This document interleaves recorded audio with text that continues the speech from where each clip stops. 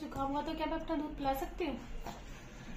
ये बड़ा common question होता है मदर्स का कि क्या मुझे फीवर जुकाम हो तो क्या वे अपना दूध पिला सकते हैं? हाँ, डेफिनेटली पिला सकते हैं। माँ का दूध रादर बच्चे की प्रोटेक्शन करेगा।